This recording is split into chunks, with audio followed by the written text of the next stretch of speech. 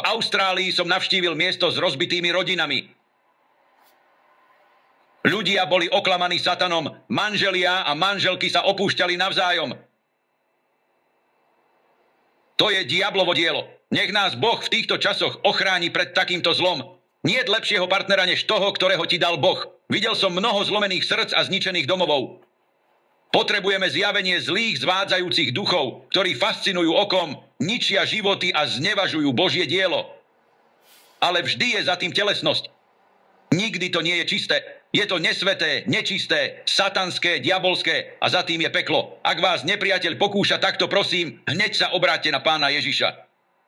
On vás môže oslobodiť od každej takejto satanskej moci. Musíte byť oddelení vo všetkom, ak chcete mať vieru. Duch Svätý nám dá dar rozlišovania, ak ho chceme, aby sme odhalili túto ničivú zlú moc. Môžeme získať pomazanie ducha, ktoré nám tieto veci zjaví. Na zhromaždenia prídu ľudia, ktorí sú špiritisti. Musíte vedieť zvládnuť špiritistické prejavy. Môžete s nimi jednať tak, že na stretnutiach nebudú mať žiadnu moc. Ak sa stretnete s teozofmi či kresťanskými vedcami, musíte ich vedieť rozoznať a riešiť.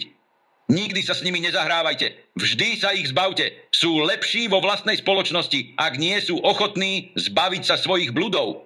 Pamätajte na Ježišovo varovanie. Zlodej prichádza len kradnúť, zabíjať a ničiť. Pred príchodom satanových zlých duchov musí byť otvorená brána. Počujte, čo hovoria písma. Ten zlý sa ho nedotýka. 1. Jánov 5.18. Pán ťa ochráni pred všetkým zlým. On zachová tvoju dušu. Žalm 121.7. Ako Satan získa prístup?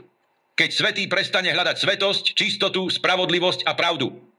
Keď sa prestane modliť, nečíta slovo a podľahne telesným túžbám. Vtedy prichádza Satan.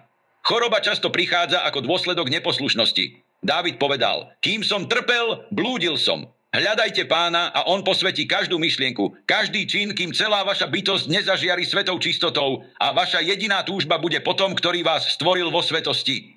Ó, táto svetosť! Môžeme byť očistení? Môžeme! Každý vrodený hriech musí odísť. Boh môže očistiť každú zlú myšlienku. Môžeme mať nenávisť k hriechu a lásku k spravodlivosti? Áno, Boh v tebe vytvorí čisté srdce. Odstráni kamenné srdce z tvojho tela. Pokropí ťa čistou vodou a budeš očistený od všetkej nečistoty. Kedy to urobiť? Keď ho budeš hľadať pre takú vnútornú čistotu.